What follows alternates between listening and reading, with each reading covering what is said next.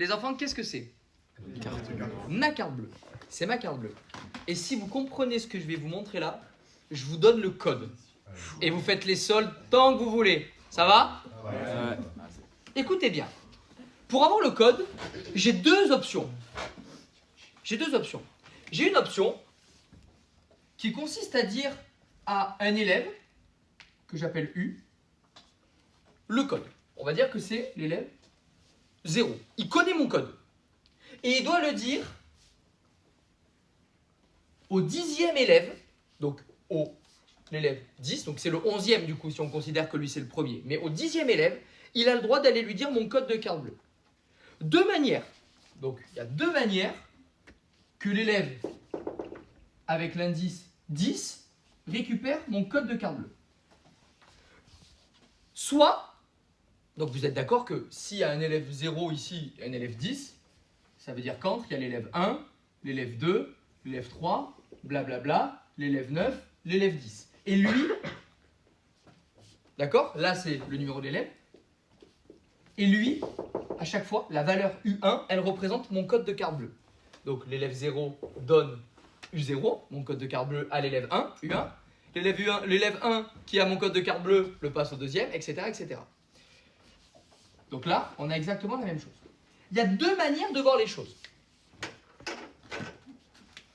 On a deux possibilités. La première, c'est que l'élève 0, qui connaît mon code U0 par exemple, imaginons que mon code c'est 1, 2, 3, 4, U0 vaut 1, 2, 3, 4. Eh bien, il peut directement aller à l'élève 10 et dire le code c'est 1, 2, 3, 4. C'est-à-dire qu'il peut directement aller voir n'importe quel numéro et lui dire voilà le code de la carte bleue ne marque à rien.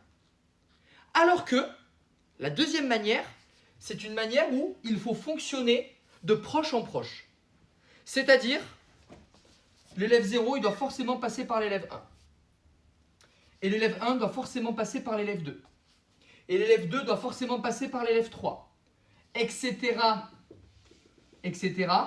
Jusqu'à ce que l'élève 9 passe par que l'élève 9 aille voir l'élève numéro 10. Quelle est, d'après vous, la manière la plus simple? La première. Pourquoi? Il y a moins de marge d'erreur. Exactement. Et on dit qu'on a une manière de raisonner qui est explicite. Ici, on est dans un schéma explicite. Alors qu'ici, on est dans un schéma de récurrence. Eh bien, c'est ça les suites. Les suites, ça va être une manière de calculer des nombres. Mais pour calculer ces nombres et les générer, on va devoir soit les calculer de manière explicite, soit de manière récurrente. Imaginez, juste pour vous montrer, une suite telle que, donc on l'appelle U, comme une fonction on l'appellerait F, et ça c'est N, comme une fonction on mettrait X.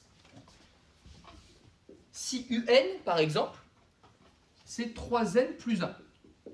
Ça veut dire que vous pouvez calculer, en remplaçant N par la valeur, directement la valeur souhaitée. Ici, on dit qu'on a une suite explicite. Ici, le N représente un classement. U1, c'est le premier terme. U2, c'est le deuxième terme. U3, c'est le troisième terme. On peut commencer à 0. U0 aussi, ce serait le premier terme. Mais est-ce que ça a un sens de dire U1,3 ? Ben non, parce que ça ne peut pas être le 1,3e terme, puisque c'est un classement. Donc déjà, ça nous indique que le N ici, il doit être entier. Et encore mieux, entier naturel, positif. Parce qu'on ne peut pas être moins 3e sur un classement. Pas possible. Regardez, 0e élève, premier élève, deuxième élève. Si j'ai envie de calculer la valeur, donc la suite, c'est un ensemble de termes. Donc U0, par exemple, ça vaut 3 fois 0 plus 1, ça vaut 3. U1, ça vaut 3 fois 1 plus 1, ça vaut 4, etc. Et si je veux calculer U1000, je fais comment? Je remplace N par 1000. Donc c'est-à-dire que là, ça veut dire que là, j'ai le droit de passer de 0. Si je veux U1000, je peux directement dire je vais à 1000. La récurrence, c'est quoi qui est embêtant? C'est qu'en fait, vous devez avoir une relation entre quelqu'un et son suivant. Par exemple, si je connais le résultat de la personne qui est située à la énième place du classement, c'est qui la personne qui est située après N plus une place. Donc, je peux vous dire, si par exemple, je veux dire que la personne qui est à la N plus une place, je dois multiplier par 3 la personne qui est à la énième place, et je commence, il faut que je vous donne un point de départ, avec U0, le premier terme qui vaut 1. Donc ça veut dire que pour aller à U1, il va falloir multiplier par 3 U0. Donc ça va faire 3 fois 3, 9. Mais pour calculer U2, il va falloir multiplier par 3 U1, le terme d'avant. C'est-à-dire 27. Eh ouais, mais les gars, et si je veux U1000 là, on pleure.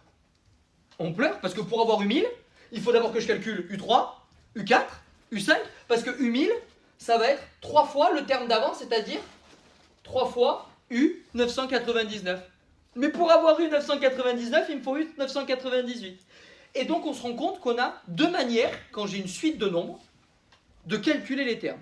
Soit je les calcule de manière explicite, on adore, c'est-à-dire qu'on a une expression directement en fonction du numéro où je veux aller. Ici, je peux aller directement voir la 10e personne et lui donner mon code de carte bancaire. Soit j'ai une expression d'un terme en fonction de son précédent.